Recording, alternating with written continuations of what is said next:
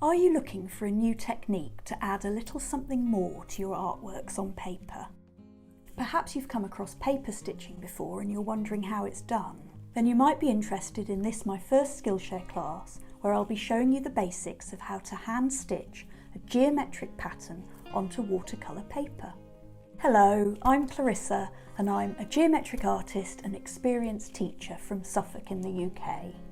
For a few years now I've been incorporating stitching into my geometric artworks on paper, and it's a technique I get asked so many questions about, so it seemed like the perfect topic for my first Skillshare class. In this class we'll be stitching this cute little geometric motif on paper.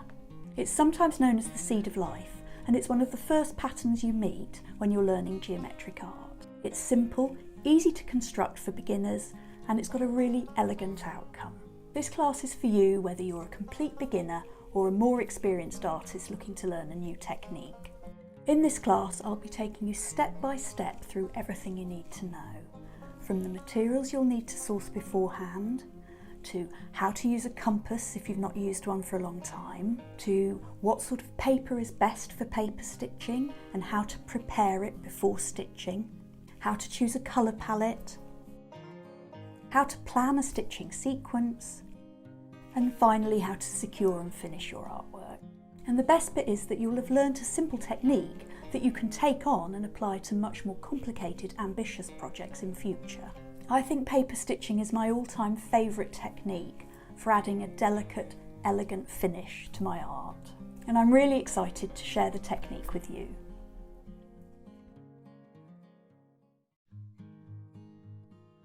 So the project in this class is to create your own mini stitched geometric motif. If this is something that's completely new to you, whether you're new to geometry or new to stitching or both, then don't worry, because I'll be guiding you step by step through the whole process from start to finish. We'll start by looking at the materials you need for the project, and a lot of these you'll have in the house already. And for those of you who might be new to using compasses, there's a step-by-step lesson for getting to know your compass with some tips for improving your accuracy. I'll be showing you step by step how to construct the motif with ruler and compass. I'll give you some tips for choosing a nice colour palette, and then I'll walk you through the rather nerve-wracking bit when you outline your pattern in pen. And finally, I'll talk you through the stitching sequence. We'll look at punching the holes in the paper first, then I'll talk you through planning a sequence for your stitching, and then finally I'll show you how to tidy up and secure your work. You'll be left with a cute little paper stitched geometric motif that I think you'll just fall in love with. And I'll also be introducing you to 3 super inspiring paper stitchers who I follow on Instagram, and I think you'll want to follow too. And when you've finished your project, remember to photograph it and upload it to the project section, because I'm really excited to see what you make. So now to get inspired, in the very next video I'll be introducing you to my 3 favourite paper stitchers.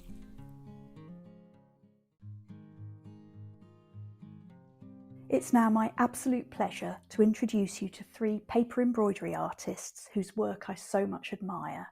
All 3 have kindly given me their permission to share images of their work with you. The first artist I'm excited to introduce is Kellyn Nelson, an American artist living in Florence, Italy. Kellyn's work is a gorgeous combination of intricately precise geometric stitching contrasted with these delicious, chaotic, inky watercolour backgrounds and with lots of gold. Kellyn describes taking inspiration from her surroundings in Florence, and once you're aware of that, I think it's easy to see a distinct sort of Renaissance vibe in several pieces of her work. She draws inspiration from geometric patterns of all kinds, from scientific diagrams of radio frequencies and astronomical charts to Islamic geometric patterns and designs from Gothic tracery. She also often features the simple seed of life motif that we'll be working with next. The result is work of really elegant beauty. I can't get enough of it, and indeed it was Kellyn I have to thank for first inspiring me to take a needle and thread to my own work. The next artist I'm delighted to feature is Liz Sofield, an artist and ceramicist living and working in Australia.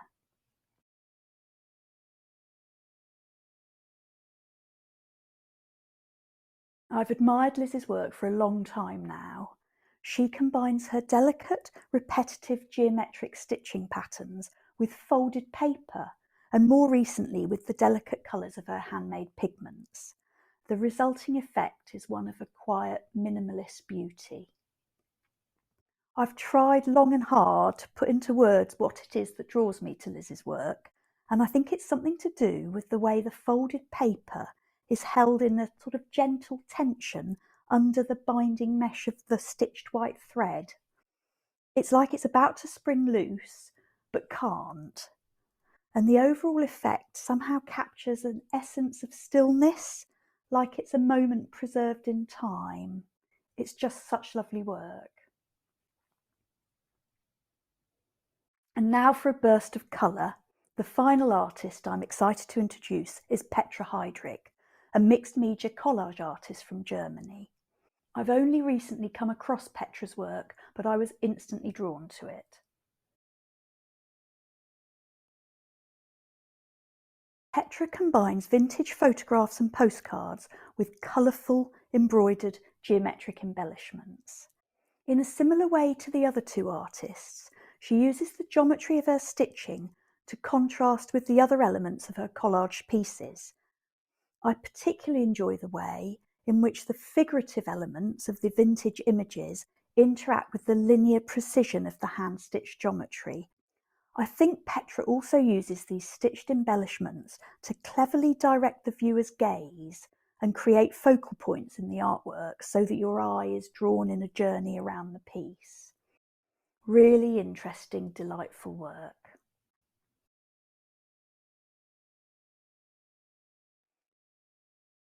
I highly recommend following these three wonderful artists. You can find clickable links to their Instagram pages and websites in the downloadable class notes resource, found on the right-hand side in the projects and resources section.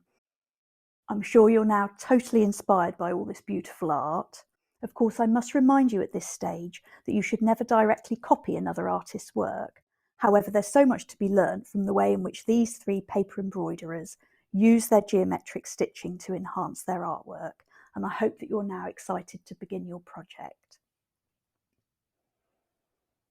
If you'd like to explore more paper embroidery on Instagram, then these are some useful hashtags to follow. Hashtag paper embroidery, hashtag paper stitching, hashtag embroidery on paper, hashtag stitched paper, and hashtag embroidered paper. I'm sure you must be feeling really inspired now, so let's make a start by looking at what materials you need for the project. In this lesson, we'll be looking at the materials you need for the project. We'll look first of all at the materials you need for constructing the geometric motif. Then we'll look at what you need to decorate it before stitching. And finally, we'll look at the materials you need to stitch it. So first of all, you're going to need a piece of mixed media or watercolour paper, something with a decent weight to it that will support the stitching. Around 250 to 300 GSM, which is about £140. For your first project, it's best to work with a small piece of paper because we'll be turning the paper up and down as we stitch, and if the paper's too large, then it becomes unwieldy. This sweet piece of card is approximately 10 by 10 centimetres. This is an A5 postcard size, also perfect, and the largest I'd go is about 20 by 20 centimetres, 8 by 8 inches. Next, you're going to need a surface to press on while you're constructing. I normally work on a paper cutting mat, but the back of a sketch pad is just as good. The cardboard makes the perfect surface. Essentially, you're protecting the surface of your table, but at the same time, you're giving the compass point a surface with a little bit of give in it so that it can grip into it and not slip. If you don't have either of these things, then simply use a few sheets of printer paper. That has the same effect. Next, you're going to need a ruler, a pencil, an eraser, and a sharpener. Try to make sure that your pencil stays nice and sharp. Transparent rulers are best, but if you don't have a transparent ruler, then any ruler you have will be fine. If you're, how shall we say, in the prime of your life, then you might wish to use a magnifying glass just to help with positioning of the compass point, but it's not essential. And finally, there's the most important piece of equipment, your compass. Now, you might just have your school compass, which looks something like this, and that's absolutely fine for a really simple pattern like we'll be drawing today. However, if you want to go on and develop your geometry, then I would recommend investing in something more substantial. You may have already invested in a more upmarket compass like this one, and I'll be talking you through using a compass like this in one of the next lessons. It's also going to be really useful to have a pen attachment. Your school compass will already have one, but some of the more complicated compasses come with a separate pen attachment, and I'll be showing you how to use that. So the next thing to think about is how to decorate your patterns before you stitch them. Now, you don't have to add any colour at all, but I would advise that you outline your pattern in a nice pen. I'm going to be using one of my favourite gold markers, but you could use any pen really to outline your patterns. One with a little bit of thickness to it is best, and then it covers up any inaccuracies if you do decide to colour in. You must also be sure that your pen fits your pen attachment, although if you don't have one you could outline freehand if you wish. If you do choose to add colour to your pattern, then you can use any colour medium you're confident with. You might be someone who enjoys using watercolours, in which case of course you'll need a paintbrush. You might want to use your marker pens, or you might want to use coloured pencils or watercolour pencils. I'll be using my new paint pens that I'm very excited about. Finally, let's look at the materials you need for stitching your piece at the end. First of all, your needle. You can use any general purpose sewing needle really. I just wouldn't use anything too thick because that will make the holes in the paper quite large. A general purpose sharp is fine. If you go on to do more complicated patterns where you're passing the needle through the same holes again and again, then you might want to choose a slightly blunter needle so that you don't fray the thread that's already going through the holes. And next onto the thread. You can use any thread really, and I'd encourage you to experiment. I like to use metallic embroidery thread like this from Madeira or Corbond. It comes in all sorts of lovely colours, and I like the little bit of bling it adds to my work.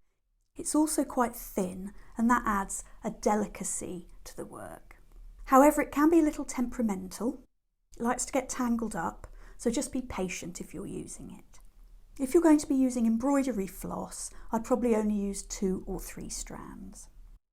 You're also going to need a pair of scissors. You might have some small embroidery scissors. Those are ideal, but you can essentially use any scissors you've got lying around the house, kitchen scissors, nail scissors and so on.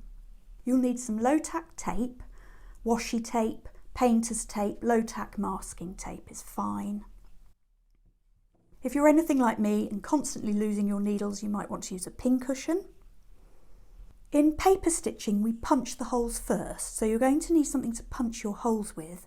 This is a paper piercer, but if you don't have anything like that, remember you've got the point on your compass and that will do just fine. And finally, you'll need something to place under your work to support it while you're punching the holes. I like to use this old felt laptop cover, it's perfect, or a cork table mat is good. If you don't have anything like that, then just a piece of cardboard from some packaging is fine. Essentially, you need some material with a nice bit of give so that it accepts the point of your piercer or your compass, and at the same time is protecting your table. So now take some time to gather your materials together, and then I'll see you in the next lesson where I'm going to show you some tips for using your compass.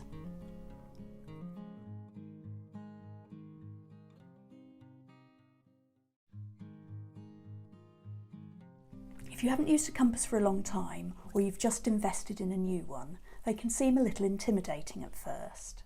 Fear not, I'm now going to talk you through a set of tips to help you get to know your compass and feel confident using it. We'll start right at the beginning with opening and closing it. We'll look at how do you sharpen those strange leads, and we'll look at some tips for maintaining accuracy as you use your compass. Finally, we'll look at how to use a pen attachment if your compass has one, and then there'll be a practice task which I highly recommend you spend a bit of time on. If you're using a school compass, then they're pretty self-explanatory. But if you've invested in a higher spec compass, you might be feeling a little daunted about how to use it. Firstly, opening and closing your compass. You'll notice there's a cog at the top which opens your compass slowly and helps you make incremental changes in radius. However, you might have noticed that your compass has some quick release levers. They don't all have these, but these are quite useful if you change your radius a lot. If you squeeze them down, you can open and close your compass much more quickly. If your compass comes with its own lead, then you will need to know how to sharpen it, especially if you're undertaking a more extended project than we're going to be doing today. Some compasses will come with their own little lead sharpener, like a baby pencil sharpener, rather cute. But a lot don't. So how do we go about sharpening the leads that come in our compasses? If you take a close look at your lead, it's very likely to have arrived with a wedge shape cut into it. This is quite easy to sharpen. All you need is a nail file or emery board or a small piece of sandpaper. You'll notice the angle of the wedge in the lead. Turn your compass on its side and simply place the flat surface of the wedge onto your nail file and move it back and forth. When you're happy with the point, you can start constructing again. Once you've been using your compass for a long time, the lead will invariably shorten. Some compasses come with some little refill leads in a small pot. Simply unscrew to remove your lead, replace the new one back in, reference the point to get lead and point at the same length, and then tighten back up, being careful not to over tighten because you might crush the lead. The start of any geometrical construction usually begins with measuring out a radius, so you'd need your ruler for that.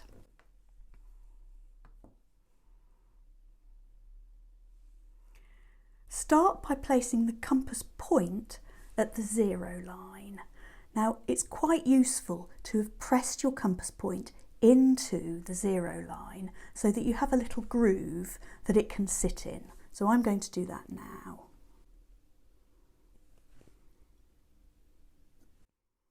And now each time I need to measure out a radius, I can find that little hole that I've made. Once your compass point is on the 0 line, use the quick release bars to open up your compass to close to the desired length.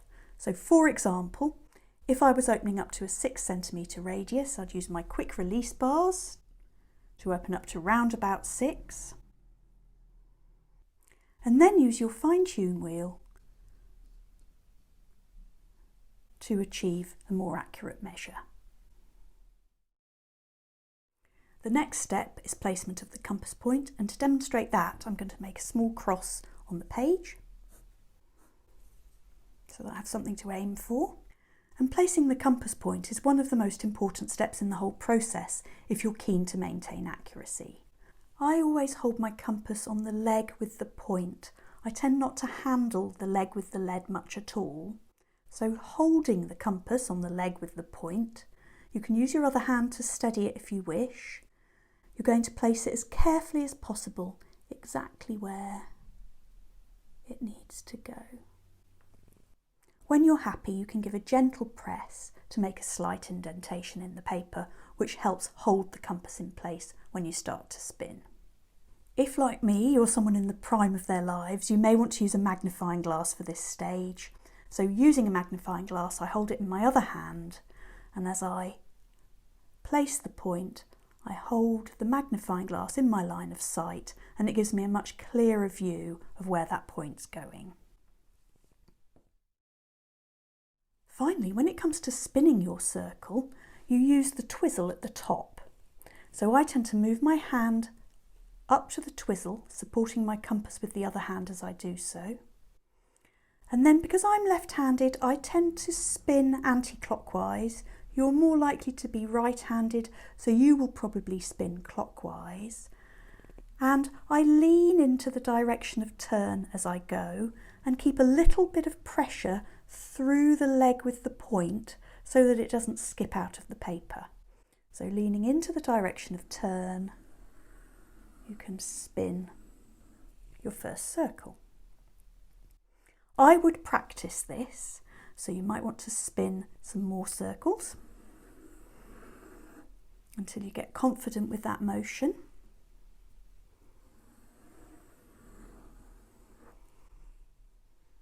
And you might also want to play with adjusting the width of your compass, the radius.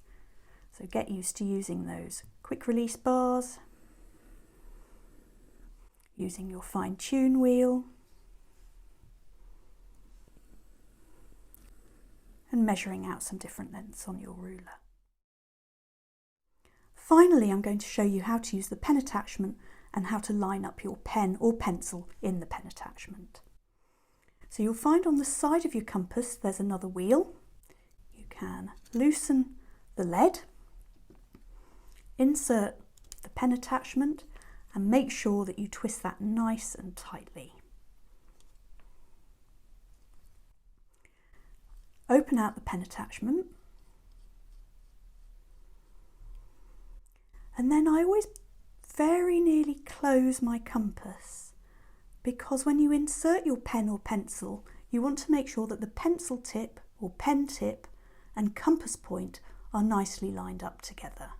So if I was inserting a pencil, that looks about right. Hold it steady while I close the pen attachment. And you can see you need to slightly adjust as you go, and then it holds it firmly in place. If you're using a pen, it's exactly the same process.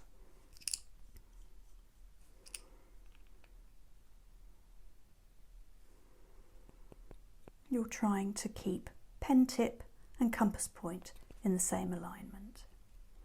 And that way, when you open and close your radius, the two tips are level. Finally, it's a good idea to practice outlining circles that you've already got on the page. So I'll start with the first one I did. Place your compass point into the little groove that should be there already from when you first spun the circle. Use the quick release bars to open up, to round about the right radius, and then you can use the fine tune wheel to adjust your radius until you think it's just right. I sometimes just make a tiny dot of ink to check that it lands plumb on the line that I want to outline. When you're happy, you can spin your circle.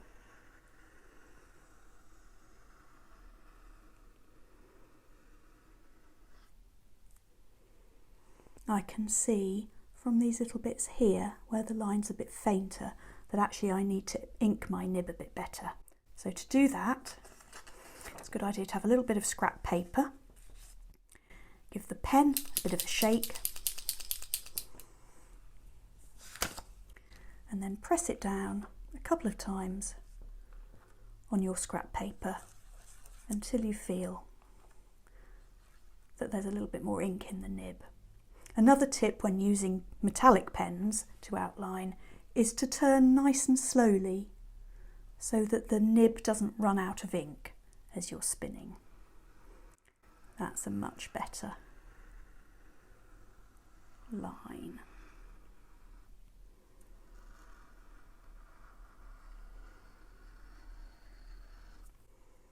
And so now your task is to go through and outline the set of circles that you've already got in pencil with your pen.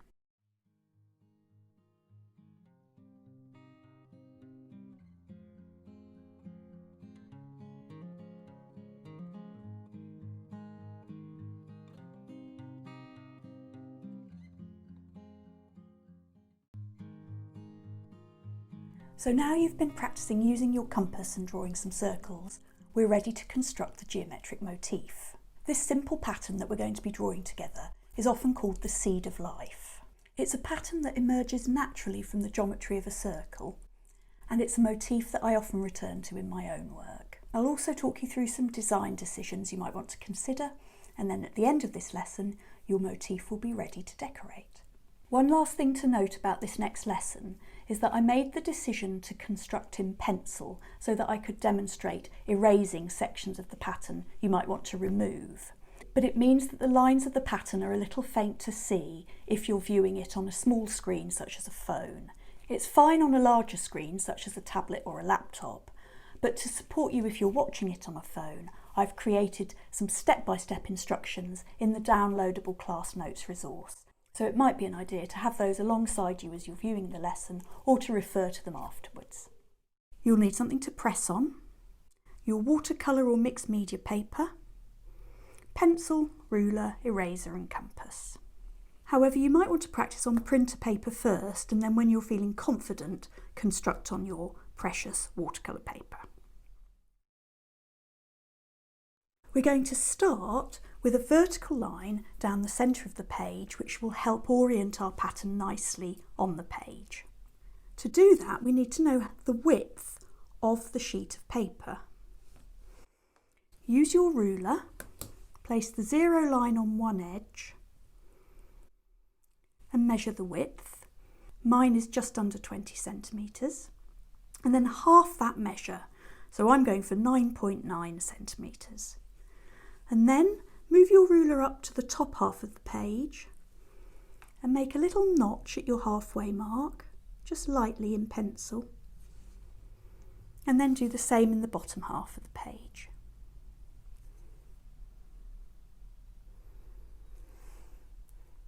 Then we're going to draw a light vertical line through those two marks.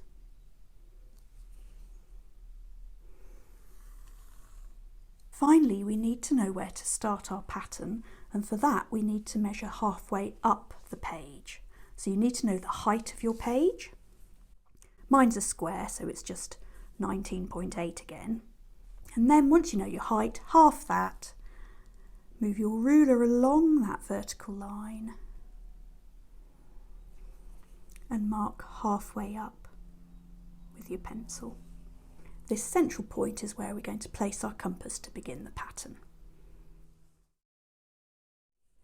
And now we need to work out our compass radius. That will depend on the size of the page that you're drawing the pattern on and how much of a frame of blank space you want around your pattern. So I've decided I'd like 4 centimetres of white space surrounding my pattern. Once you've decided how much of a margin you'd like, double that because we need that at both sides of the pattern. So for me, 4 times 2 is 8. Next, subtract that double measure from your total width. So I'm going to call mine 20. 20 minus 8 is 12. That means that the width of my pattern will be 12 centimetres on the page. Finally, take the pattern width and divide it by 4.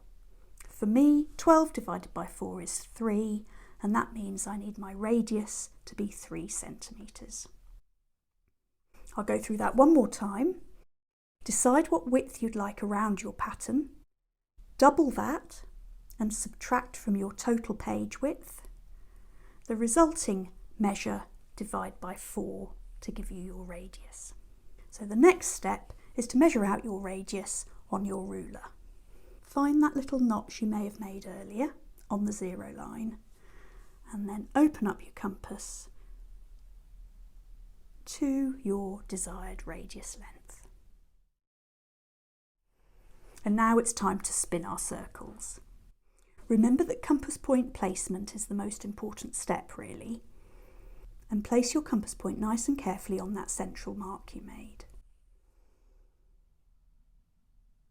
When you're happy, spin your first circle by moving your fingers up to the twizzle. These intersections will become the centres of the next 2 circles we draw. So placing your compass point carefully on your north,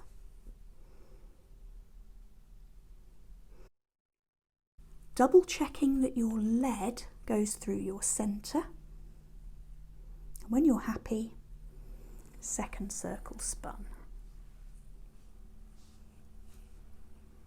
Next, choose your southmost point, compass point carefully on, double check it's going through the centre, third circle drawn. You'll notice we've now created two lovely almond shapes in our first circle. Each of the almond tips now create 4 more intersections that we're going to use to draw our final 4 circles.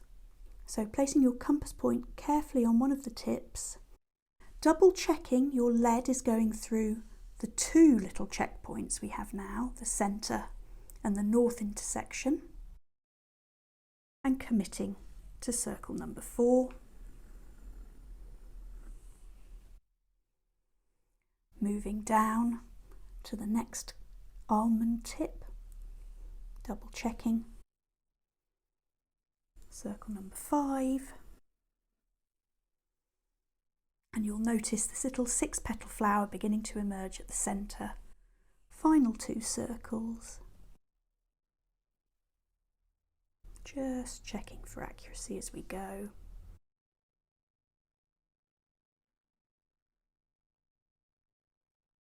Final circle which will complete the flower at the centre.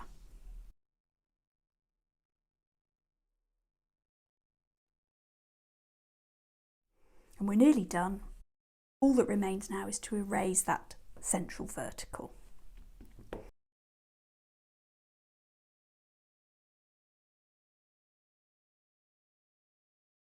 You might also decide that you'd like to erase that centre circle. This is an example of what the pattern looks like outlined with the central circle, and this is an example of a pattern outlined and coloured without a central circle. And so the flower petals aren't broken up with the edge of a circle. I've decided I'm going to erase mine.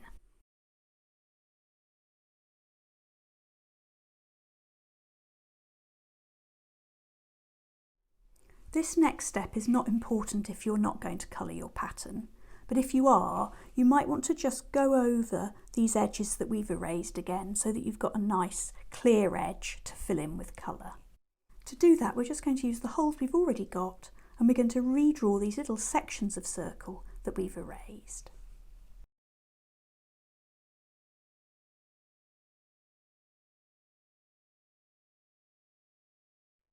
Work your way round each circle in turn, just completing those sections that have disappeared.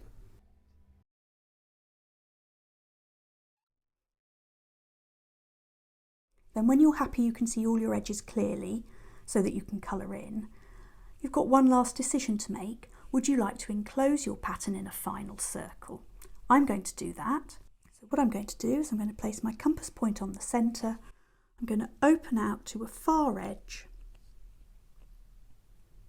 check it against some other edges, and when you're happy you can complete your frame. Motif complete and ready to decorate. Adding colour is optional, but if you are going to add colour, in the next lesson I'll give you some tips to help you choose your colours. In this lesson I'm going to talk you through a simple technique that I use when I choose colours in my work. It's a very simple technique where I just make use of the colours included on the barrels of my marker pens or my coloured pencils, or from the swatches I create from my watercolour paints. I'll first talk you through some design considerations, like how many colours you might want to use, before we look at choosing a selection of colours intuitively and then narrowing down to your final selection. If you've decided to add colour to your pattern, then you've got to choose your colours. I think this pattern looks nice done in 3 different colours. There are 4 sections of the pattern that can be coloured: the small flower at the centre, the next flower out, then the outer sections of the circle, and finally, if you put a frame on, then the very edge sections of the frame. Personally, I like to have my darkest colour at the centre and then to balance the pattern, appearing again on the very outer edge. This leaves us with 1, 2, 3 colours in total, with the centre colour appearing twice. Choosing colours can feel a little daunting. What I like to do is choose a selection of colours that I feel drawn to, and then make my final selection of 3 from a smaller selection of colours. That makes it a little bit easier than being confronted by your entire watercolour collection or your entire coloured pencil collection and having to make a decision with too many colours to choose from. So once you've selected a set that you're drawn to, without really thinking too much about whether they go together, your next job is to partner them up. So you can just pick 3 randomly. If you're happy with those, then you're off. However, you might not be happy with the selection you've got, so you can start switching in some different colours just to see how they interact with each other. Place them either side. I quite like this 3. That's a nice combination. I might want a bit more warmth. Try that. Quite like that as well. Just keep playing with your sets of 3, moving them around until you find a set that feels harmonious to you. Quite like that as well.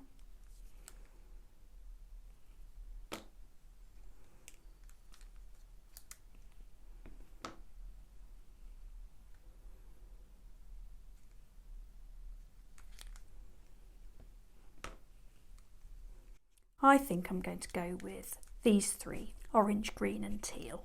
Teal's my darkest, so I'm going to have teal at the centre and at the outer edge. So if you've decided you're going to add colour and you've now chosen your 3 colours, it's time to get colouring.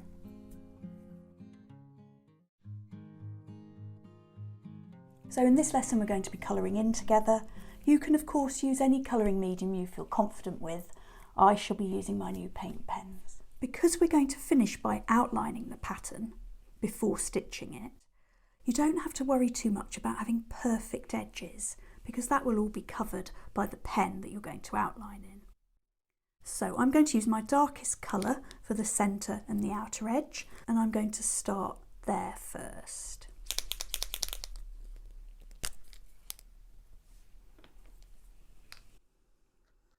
I find it useful to outline the section I want to colour in first.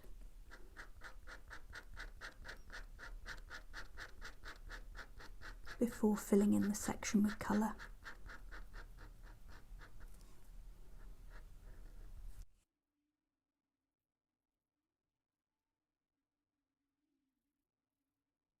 You might find it useful to turn the paper around as you go, so that when you're outlining, you're using the natural movement of your hand to do so.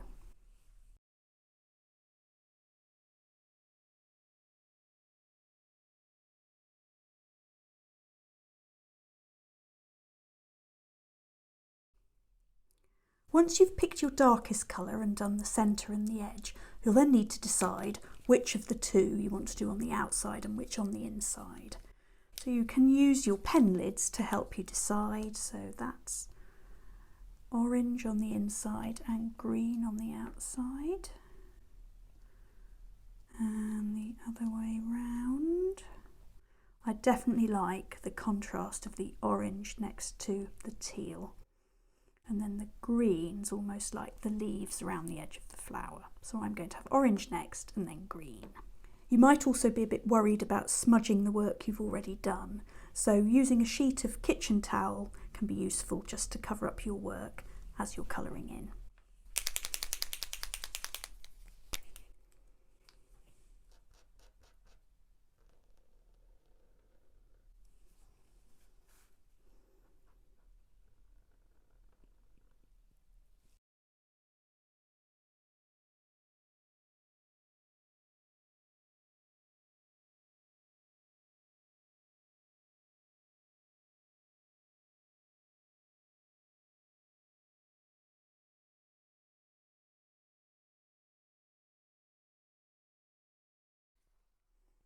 Remember to keep moving the paper around so that the edges you want to outline align with the natural movement of your hand.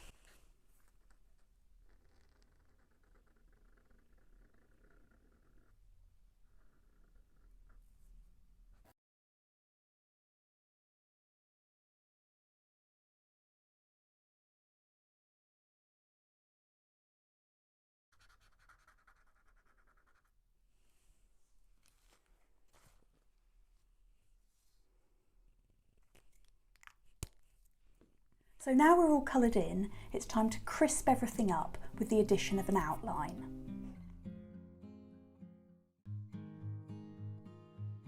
In this lesson I'm going to talk you through using your compass with a pen to outline the pattern. This is probably the most nerve-wracking stage, so take a deep breath and I'll talk you through it step by step.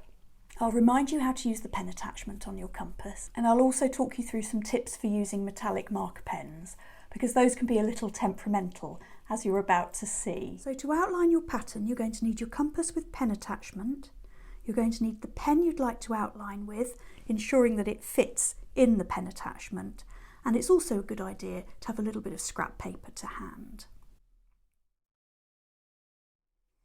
If you are using a metallic paint pen, then sometimes they need a little bit of work to activate them.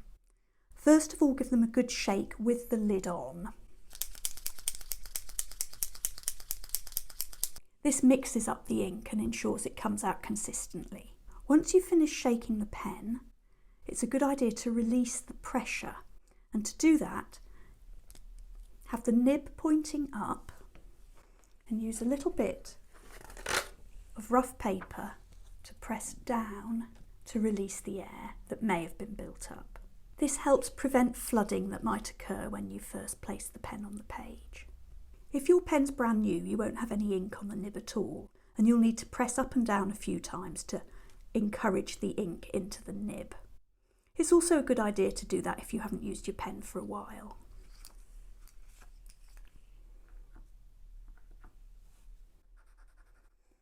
Test the ink flow out. Be careful not to overpress because that can encourage flooding.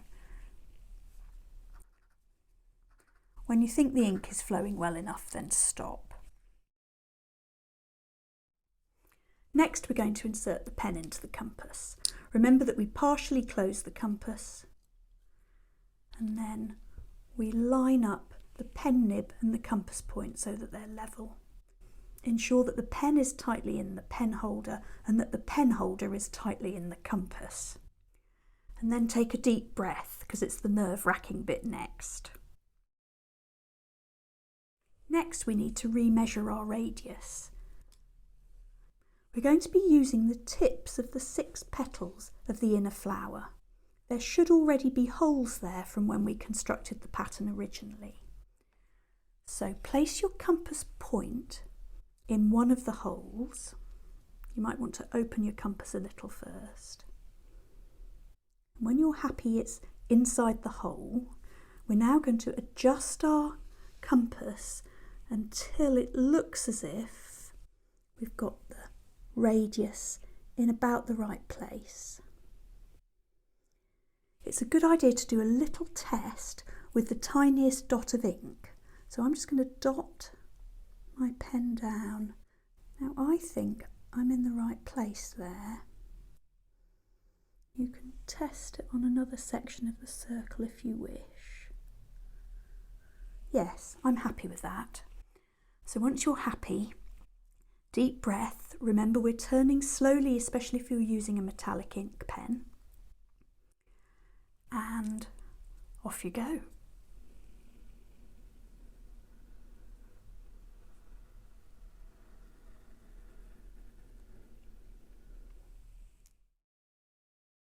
Now, looking at mine, especially here, I can see that actually my radius has turned out to be a little narrow.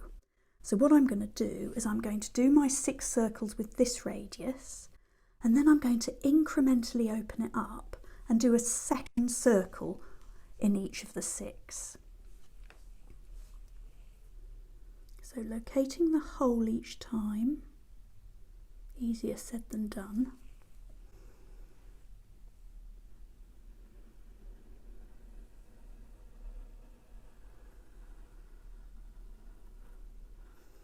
was a better one actually. If you can sense your pen nib running dry, you may need to give it a quick press on some rough paper.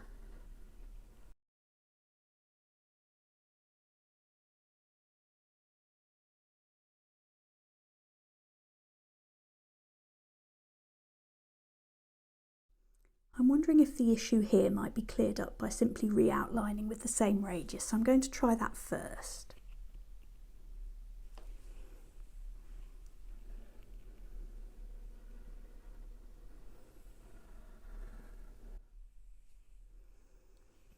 Yes, that's much better. I think my nib wasn't properly inked for that first circle. If you do have a problem where your outline isn't quite covering the edges of your pattern, then you can do the incremental adjustment, and I think I'm going to demonstrate that for you anyway. So what I'm going to do is I'm going to very slightly open up my radius a tiny bit further. I'm going to re-ink all 6 circles, and that will have the effect of widening the gold line just very slightly. So placing my compass point in one of the holes again, and literally the slightest adjustment out, and then another 6 circles, and you can see this has had the effect of very slightly widening the gold band.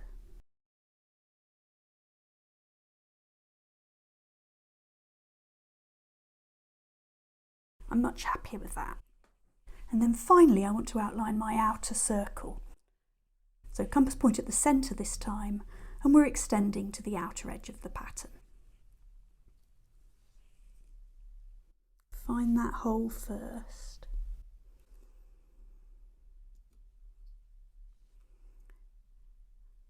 Find your measure, maybe a quick dab down to see where you actually land. I think I'm happy with that. Final swing, and my pen has decided to run out of ink. So I'm going to use my scrap paper and do just a press or two.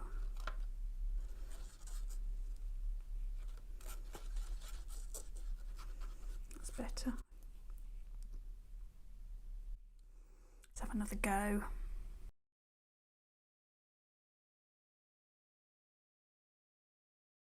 Now that's better, but there's just a slight gap between the colour and the frame. I could either choose to go over it with my teal pen, or I could slightly reduce the radius and do a second circle, and that's what I'm going to do.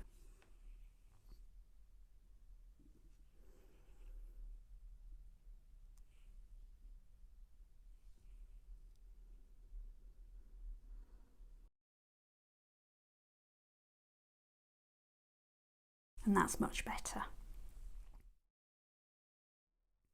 Now to decide whether I want to add a second circle as an outer frame.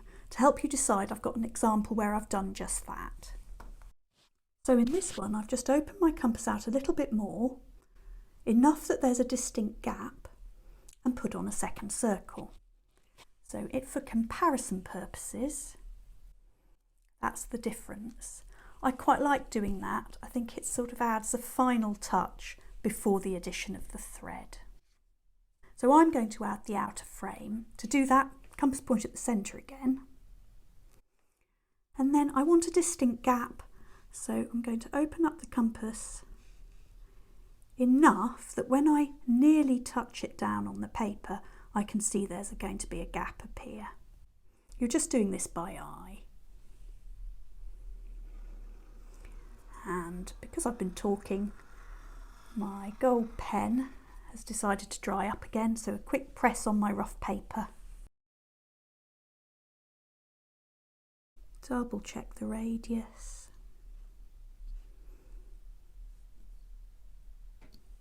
And have another go.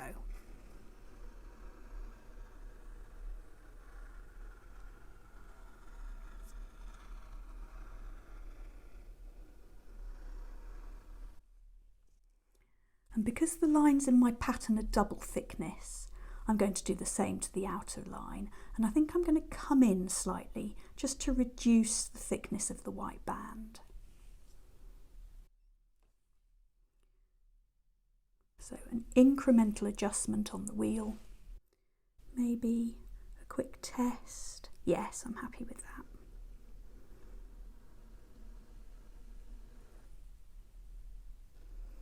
Remember to keep nice and slow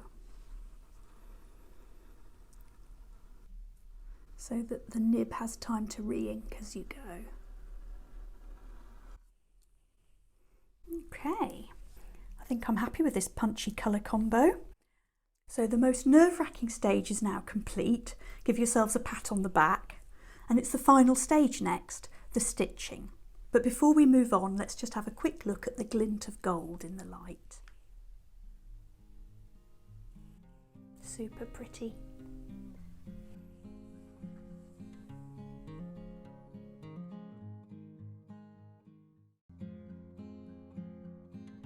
So now for the really satisfying stage. We're going to pre-punch the holes before we stitch, because the paper we're using is quite thick and we don't want to be doing that with our needles while stitching. You'll need your soft surface to press on, a ruler, a pencil, and something to pierce the paper with, either a paper piercer of some description, or you can use the point on your compass. As you've seen, some artists stitch the curves of their geometry with individual stitches, but in this paper embroidery project, we're going to be using our thread to create straight lines that connect intersections in the pattern together. Now you can essentially use all the intersections in the pattern and connect them up in any way you wish, and I really encourage you to explore different ways of connecting up the intersections. But before we stitch, we need to create holes because paper's quite thick and you don't want to be forcing your needle through while you're stitching. I'm going to start by punching holes in the obvious intersections. The centre, the tips of the petals of the small flower, the tips of the petals of the large flower, and then I'm going to show you one last place that it can be useful to add some holes. Support your piece of paper so that it doesn't move, and then simply punch the holes that are already there from when you use the compass and pass your piercer all the way through.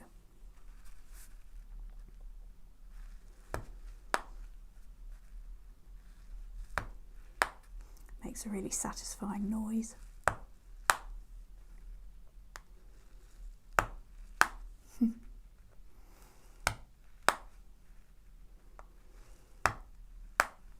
Just make sure you're always finding the holes that the compass left, or going right in the middle of the intersection if there's no compass point already there.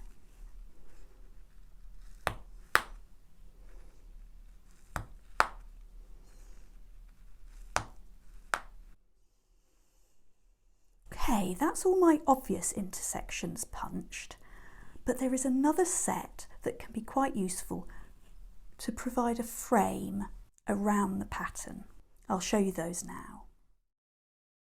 As you can see on this pattern, I've added a set of 6 extra holes on the outer edges of each circle. So how do we find those positions? You'll need your ruler and your pencil for this. Essentially, we're going to lie our ruler through our small petal tips, and we'll just take each set in turn. When you're happy that your ruler is going through all 3 positions, then just make a tiny little mark with your pencil on the outer edge of each of those circles. You could, if you didn't want to make a mark with your pencil, just punch straight away. In fact, I might do that.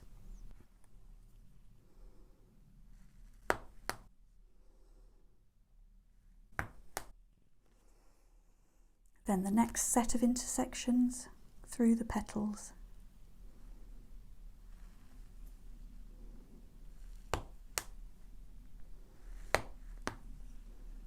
And the final set.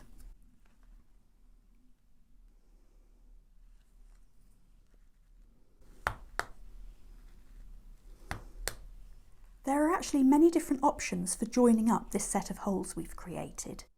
I'll be showing you one way, but I'll also point out some other ways you could consider. And now it's time to add the stitching. I think I'm going for gold. So finally our motif is ready to add thread to. In the next lesson I'll be talking you through that process step by step.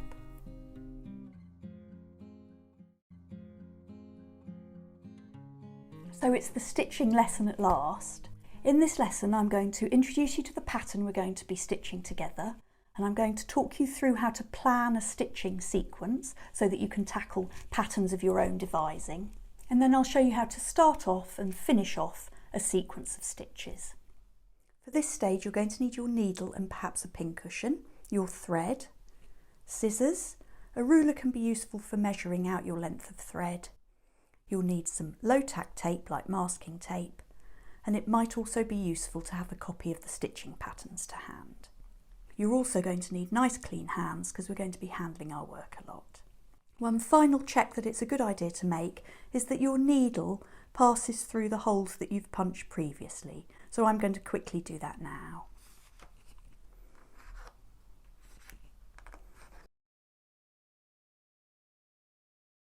Now that you're satisfied that everything's in place, I'm going to talk you through the stitching pattern. So I've provided you with 3 different alternatives for stitching.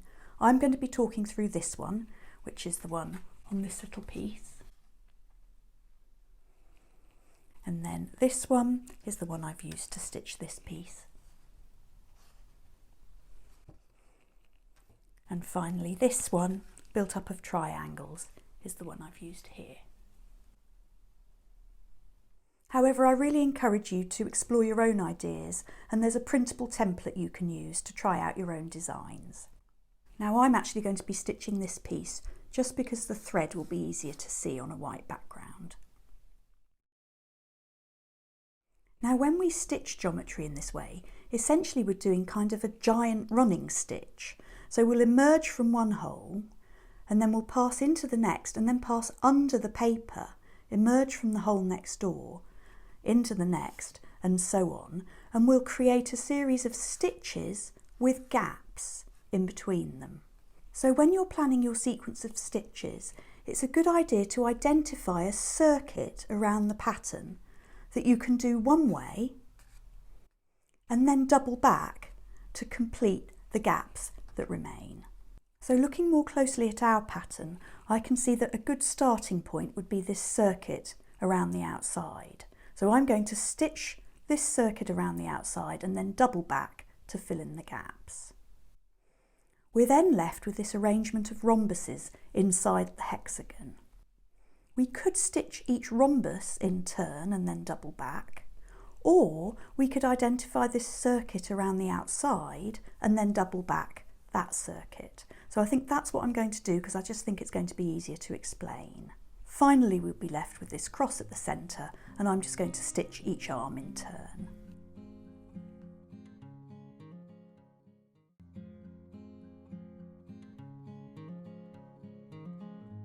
So now that we've planned our stitching sequence, it's time to get our needle threaded.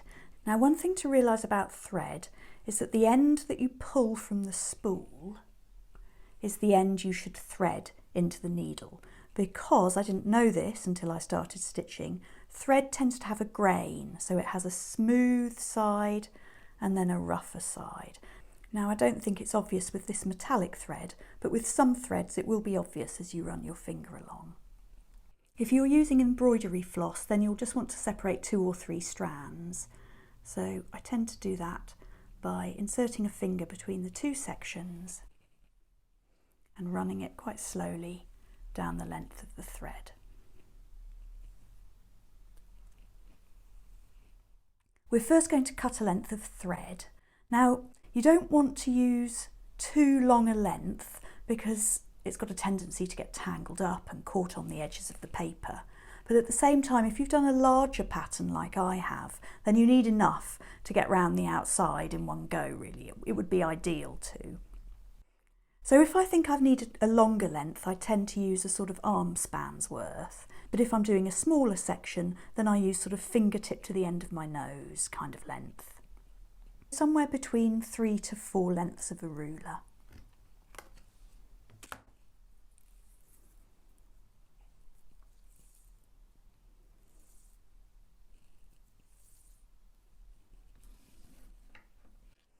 Hopefully that should be enough. And now to thread the needle. I quite like this metallic thread, it's nice and easy to pass through. I'm going to be stitching just a single strand, so I'm just going to pull about 6 inches through the needle to sort of secure it at that end. And then I've got my longer length trailing out. If you feel this length is too long, for example if it's getting really tangled up in things, then just pull a little bit more through the top of the needle to shorten the length that you're working with, and you can lengthen it as you need.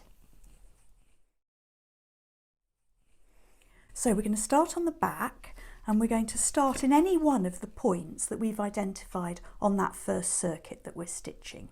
So I'm going to start here.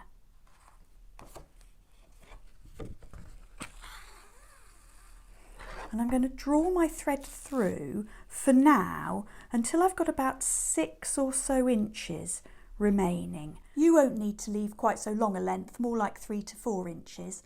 I'm just leaving this extra long piece so that I can demonstrate some securing methods at the end.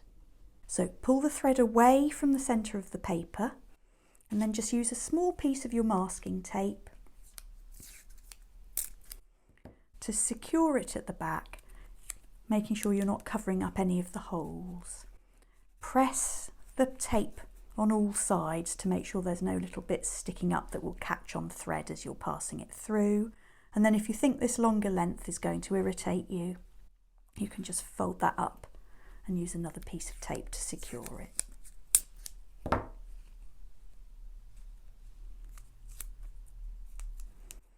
Again, pressing down to make sure there aren't any sticky up bits. Okay, and then we're going to start. And so now we're going to stitch that first circuit.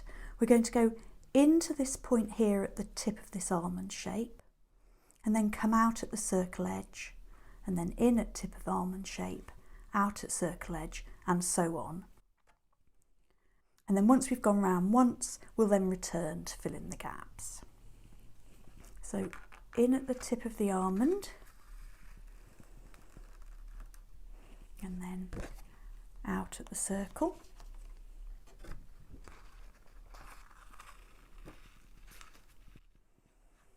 Working your way round the hexagon.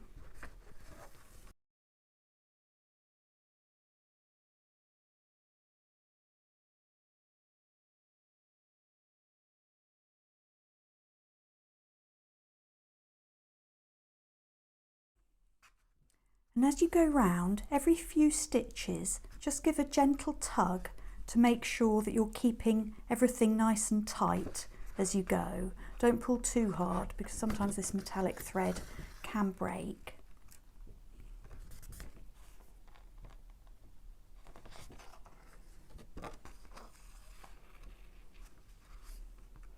And I've nearly completed one circuit now.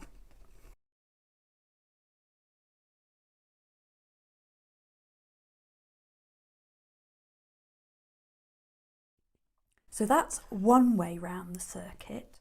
I'm now going to come up as if I'm going to continue along the stitches I've already got, but I'm going to double back so that I'm filling in the gaps.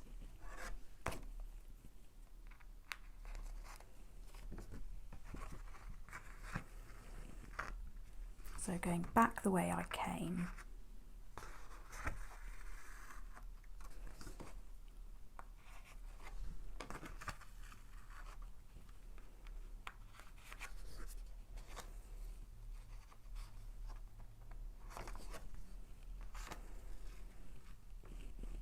And I'm noticing now that I've got a double layer of thread all the way to the hole, so I'm just going to pull a little bit more through and lengthen the piece that I'm using.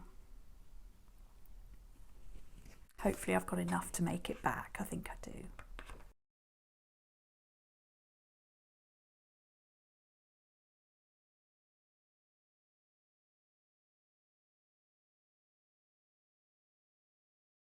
Okay, this is my final stitch then on this circuit. And the hexagon's done, starting to look very pretty. And now I've got a decision to make. I can either secure this length of thread and use a new piece for my new circuit, or I can just continue with this piece and then change thread midway through the next circuit. So I'm going to demonstrate that because I think it's useful to know what to do in that case. So my next part of the circuit is this zigzaggy piece that goes around the edges of all the rhombuses. So where have I ended? I've ended here, which means that if I come up here, this will then be my first stitch. Then I'll come up here at the petal tip and then go to almond tip, petal tip, almond tip, and so on, all the way round and then back again. So where did I say I was going to come up here, I think, or here? Either one doesn't matter. Okay, now I'm just going to give everything a gentle tug again, just to make sure I'm keeping the tautness. I will show you a way of dealing with baggy threads when you're finishing off, but it is a good idea to try and keep that to a minimum as you're working. So I've come from here and up out of here. That means I'm going to go in here to complete my first stitch on the edge of my rhombuses. So that's almond tip, and then come back up at petal tip, and then in at almond tip, and I think my thread's getting a bit short now. Could do a couple more.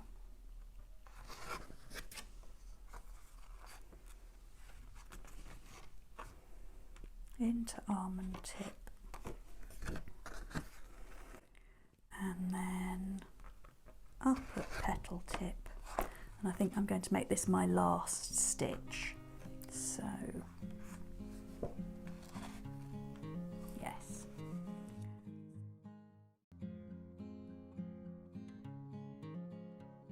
Now that I've seen I've got round about 6 inches or so left, I'm now going to just give this another gentle tug and secure it with my piece of masking tape.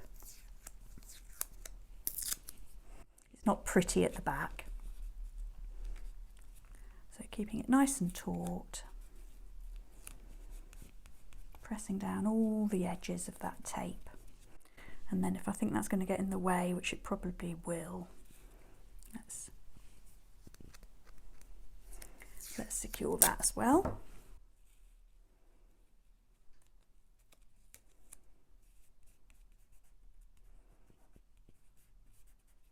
Okay, and then I'm going to start a new piece of thread off where I need to come up through again. So I've just come out here, which means I would have gone in here on my next stitch if I'd been continuing.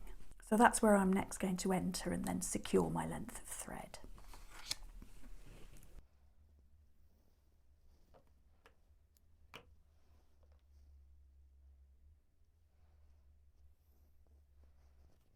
So continuing as if I was just using the same piece of thread into the same hole I would have gone into, pulling through until I've got about 6 inches or so, and securing that away from the other holes. So I think just about here. I don't want to cover up any of the holes, so I could have used a smaller piece of tape really. Okay, and then this might get in the way.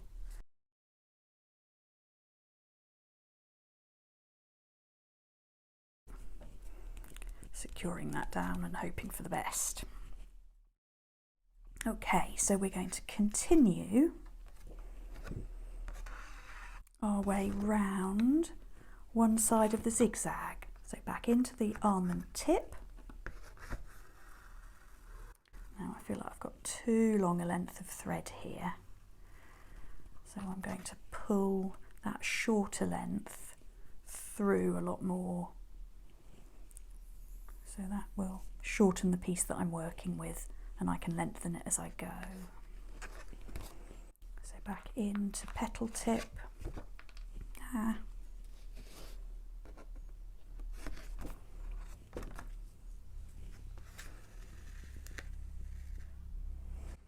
And then in the final almond tip. And now I would have come out here.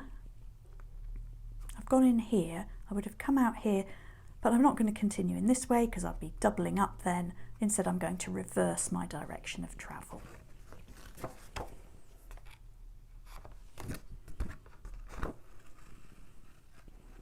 So going backwards now to fill in the gaps from petal tip to almond tip.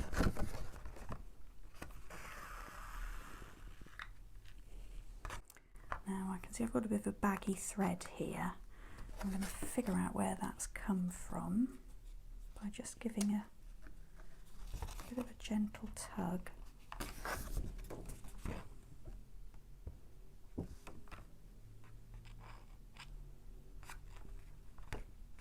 That's better.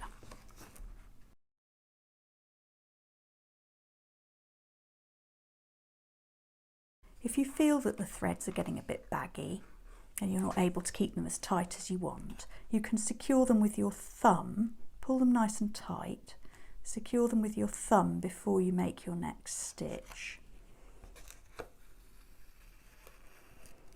And then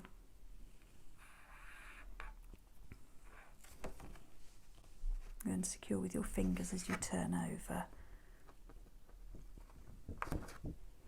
You'll find your own way of working.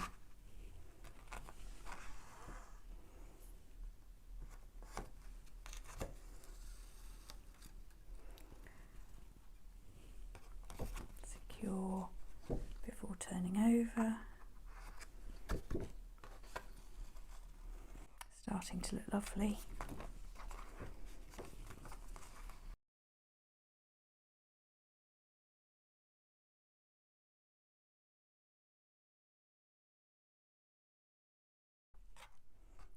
A little tug every now and again just to keep it taut. And I think that's that circuit done. Yes. So now all that remains is the cross, the six-armed cross at the centre, and I think I might have enough thread to do that, so that's great. So where have I come out of? I've come out at the top of the almond tip. So I think I'm going to enter in here, which will be a petal tip, and that will allow me to start my first stitch to complete one of the arms of the star. So just giving it a little tug, securing it with my thumb while I pass my needle through so that the thread doesn't loosen.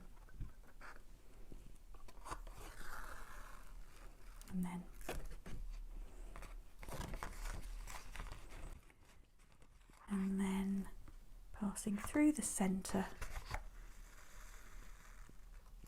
and I think I'm just going to work my way around the petals in turn, so into centre, out at tip.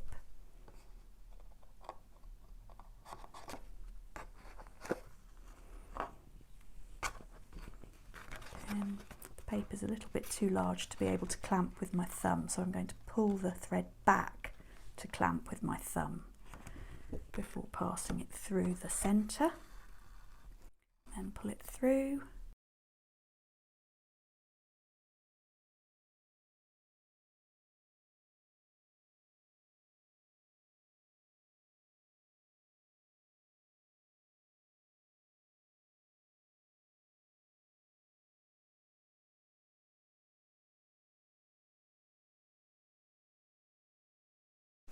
In through centre.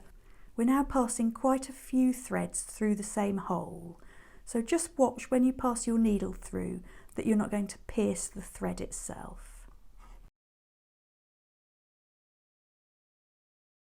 Okay, I think that's the last stitch.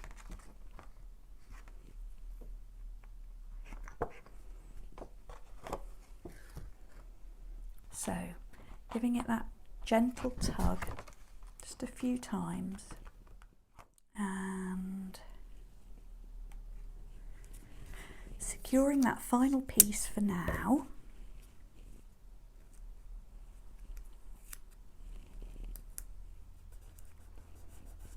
Okay. The stitching stage is done.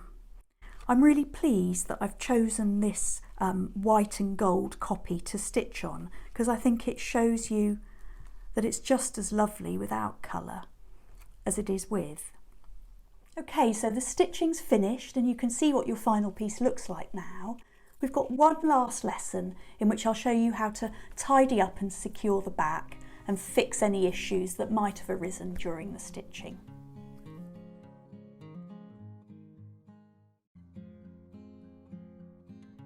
So now it's time to tidy up those loose ends and finish the project. So for this finishing off stage, it might be useful to have your needle and thread close by, pair of scissors to hand and your tape. The first thing I'm going to show you is how to tidy up some little issues that can arise when you stitch in this way. So the first of these is what happens at the entrance to the holes when you've got more than one stitch going into the same hole.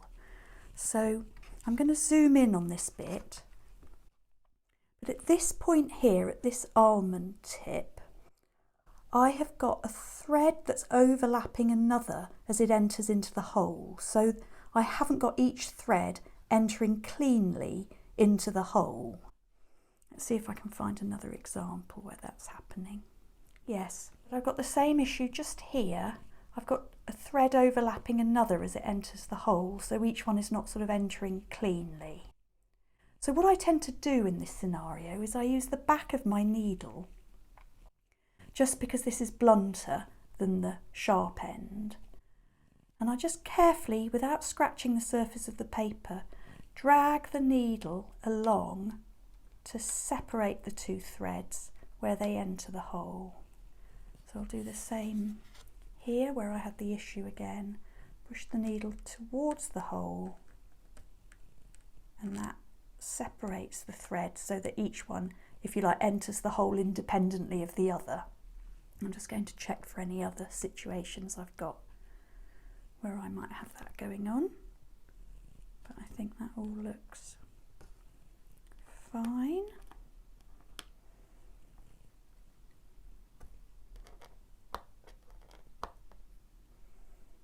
Yep, I'm happy with that. Another common issue is that you might have some sections of stitch that are baggier than others, just where it was difficult to keep the tightness as you were working. So I'm now going to show you what to do to tighten your baggy stitches. I've got a piece here that I'm not happy with how it's lying. It's not lying in a nice straight line. But I might see if I can just adjust where it goes in a bit first. That's better. So yeah, so this little piece here seems to be baggier than the other stitches. So what I'm going to do is I'm going to think about where it's emerging either side, because the piece of thread that I'm going to need to tighten will be coming out of either this hole but on the other side of the paper, or this hole but on the other side of the paper, and pulling either of those two pieces of thread will help tighten this piece sitting on top of the paper. So these are my two holes, which are these two. So it's a piece of thread either emerging from this one or from this one. Now let's have a look. I found the one. If you look closely, you can see that if I'm moving a piece of thread on the back of the paper, and that's got the effect of tightening this stitch here. So I've discovered that it's this piece of thread here that's the one I need to tighten the front. So what I'm going to do is I'm just going to use a piece of tape to pull that one taut. It's going to need to be a little piece of tape so that I don't obscure any of the holes.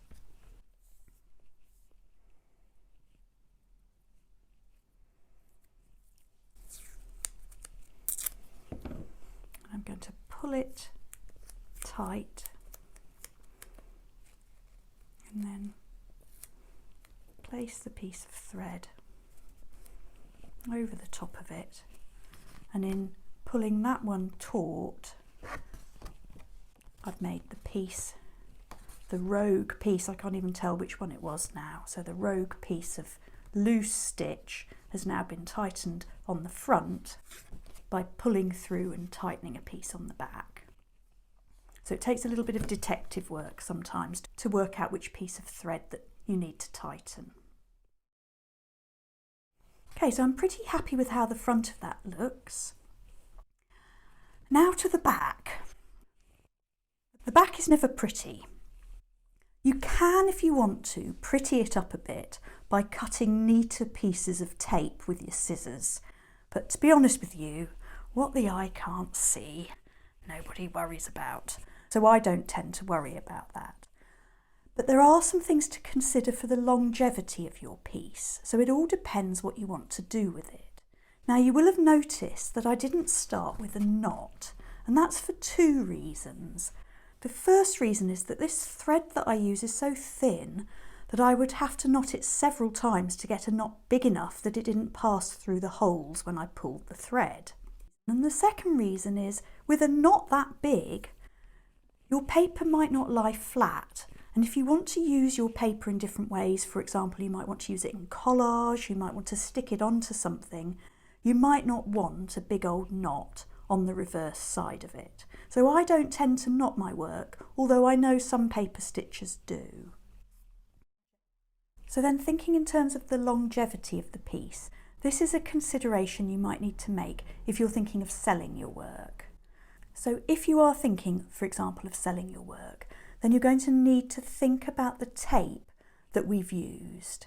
If you want to preserve the work and make sure it's long-lasting or archival, then you may want to replace the tape with an acid-free tape that has a little more tack than the ones we've been using today. So you can search online for acid-free framers tape or acid-free artists tape, and those should all be good replacements for the temporary tape that we've stuck down today. So another option, if you're considering the longevity of the piece, is to consider using glue. This would need to be an acid-free glue that's designed for use on artworks. And you can use it in two ways. If you want to secure your work onto a backing of some sort, whether you're using it in a card or on top of a canvas or as part of a larger collage, then you're going to use the glue over the back of the piece and glue it down. And that will have the effect of securing the thread very well.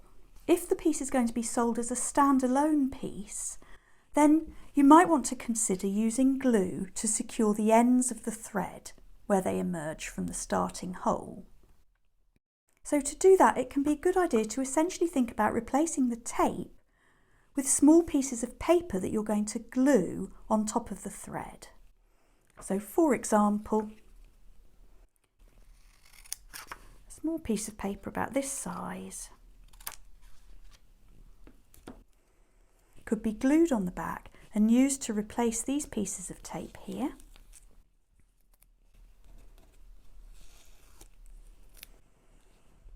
By making sure that you're pulling with a few gentle tugs nice and tightly and placing the glued piece of paper and holding down while it dries. You could then cut the length of remaining thread much shorter so that it doesn't escape over the edge of the paper at the back. I'm happy with my bright yellow masking tape though, so what I'm going to do now is I'm going to remove each piece and just check that each of the threads is nice and tight. Then I'm going to replace my masking tape with a fresh piece and snip the longer lengths of thread off after retightening.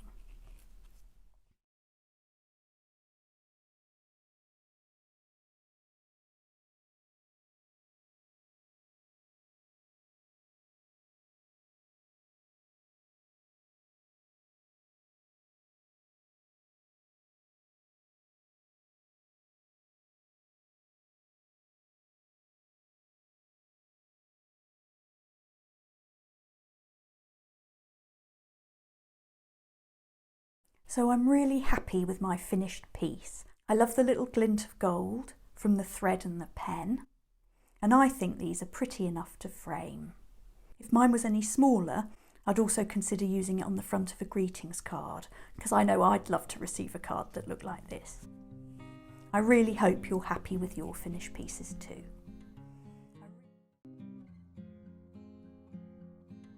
Thank you so much for joining me for what has been my very first Skillshare class. I really hope that you're happy with your little stitch motif and that you feel you've learnt a new skill that you can take on and apply to new projects in future. I hope you've been inspired by the 3 wonderful artists that I showed you and that you're going to get on Instagram and follow them. And if you post anything on Instagram, then tag me because I love to see your work. Please take a photo of it and upload it to the project section. And if you've got any questions about materials or techniques or anything else, then please pop them in the discussion down below and I'll make sure I keep an eye on it and get back to you. If you've enjoyed the class, then please do leave a review. That would be really appreciated and it would help me get established on this brand new platform.